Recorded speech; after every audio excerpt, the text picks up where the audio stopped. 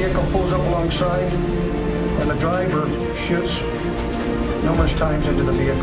Biggie was shot multiple times while sitting in the front passenger side of this SUV. When somebody's shooting at you, your first reaction is not to get a description of them, but to take cover, duck. LAPD knew exactly what was going on all the way to the very top. The truth is out. After years of struggle for her son's wrongful death, Biggie's mom reveals that the reinvestigation closed because LAPD were playing behind the scenes. Yes, you heard that right. The Guardian organization went back on their oath and covered up the saddest tragedy in pop history. What really happened, and how did LAPD get away with it for so long? Let's investigate together. The original suit filed in 2002 by members of Mr. Wallace's family, including his mother, Voletta Wallace, and his widow, Faith Evans, accused the Los Angeles Police Department of covering up police involvement in the killing. Both sides have accused the other of not playing fair. Judge Cooper concluded a mistrial.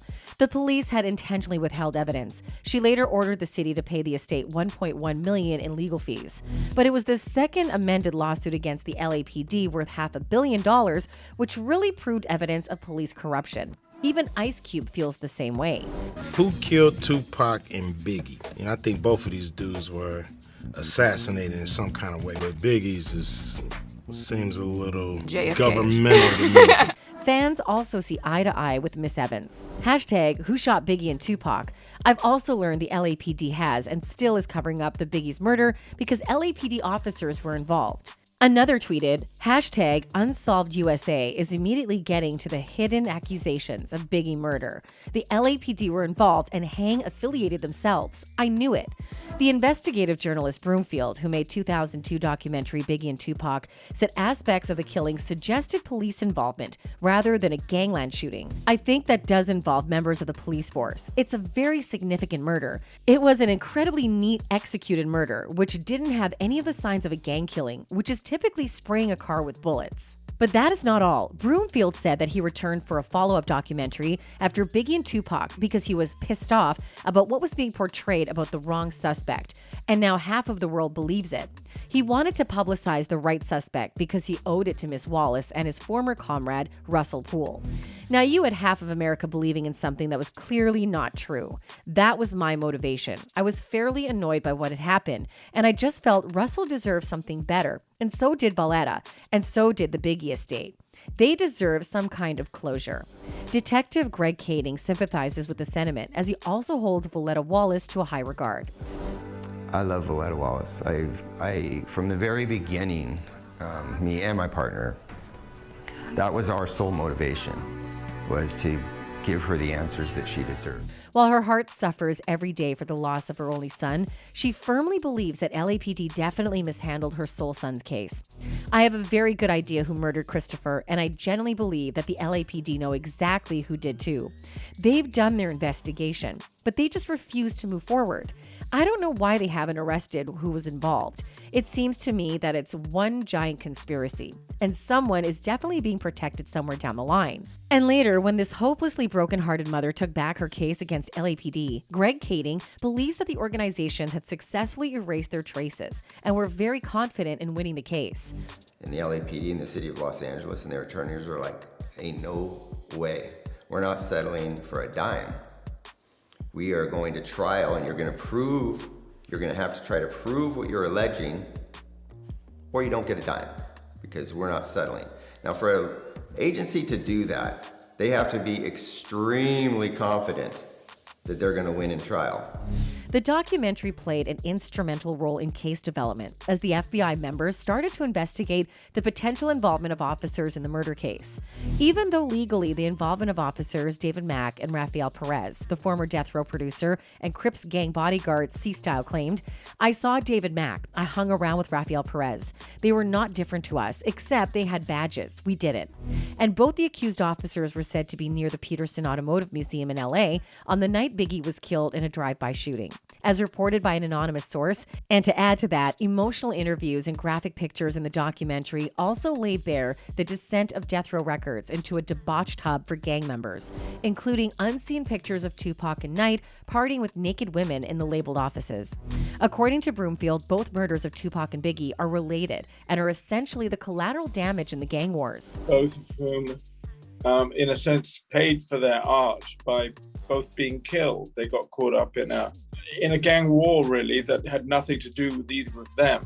In an interview with Daily Mail, the director of documentary confessed that there was undeniable evidence of foul play against the accused LAPD officers. Particularly in the case of Biggie Smalls, there are strong indications that LAPD officers were involved in that hit. The killing was orchestrated and the hit was put out by Suge Knight. At the time, he was in prison, but he placed the hit. He did that as a revenge killing for Tupac being killed. Further in the interview, he revealed that the officers were on Death Row's payroll, even if the organization pleads not guilty. I think the connection between Suge Knight and the rogue police officers who were working off-duty for Death Row is undoubtedly completely established. The detective Kading has some similar results in his investigation as well. The time that Biggie Smalls was killed, Suge Knight was in the county jail.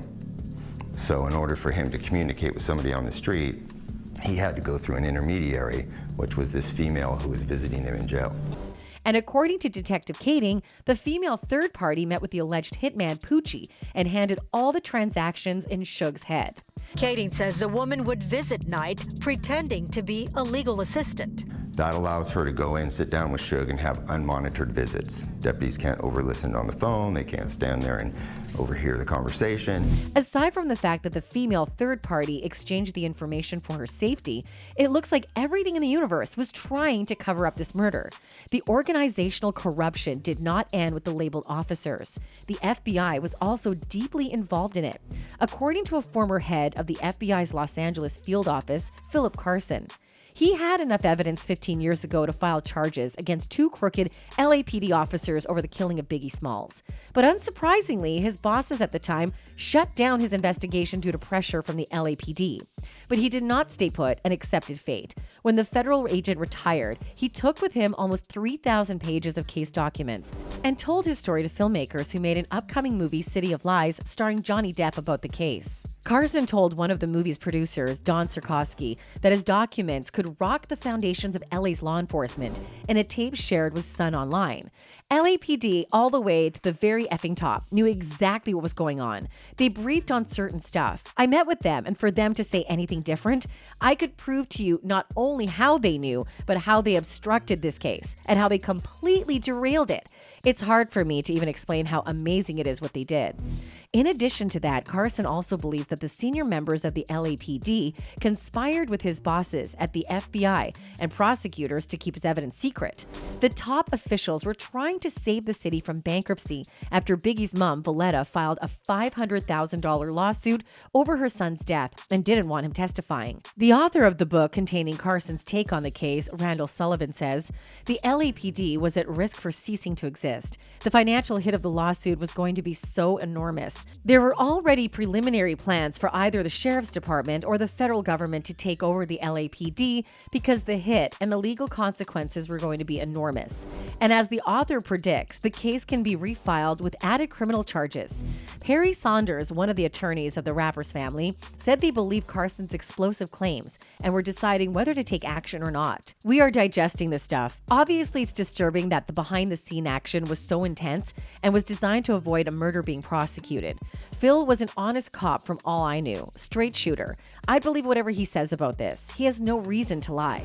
Even though Phil's story coincides with that of Detective Kading's story, there's a new name that has popped up in his findings. The formal FBI request penned by Carson reads, Amir Muhammad, aka Harry Billups, the godparent to LAPD officer David Mack's two children, has been identified by several sources as the trigger man. Mack is a registered owner of a 1995 black SS Impala with chrome wheels, the exact description given as being driven by Wallace's shooter.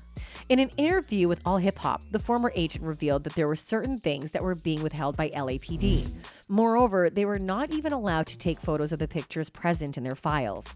LAPD had that in their file. and then there were certain things that were made part of the FBI file. You saw the actual footage or the actual picture of Amir Muhammad, lurking around the Correct. Peterson. Yes. That's incredible. Carson also revealed that the original target was not Biggie, but Sean Puffy Combs, who was in the vehicle ahead of Biggie's SUV on the night of the murder. He also shared this information with Combs, and the record label executive was pretty freaked out to learn that he was the intended hit. That's it for today, folks. Until next time, goodbye.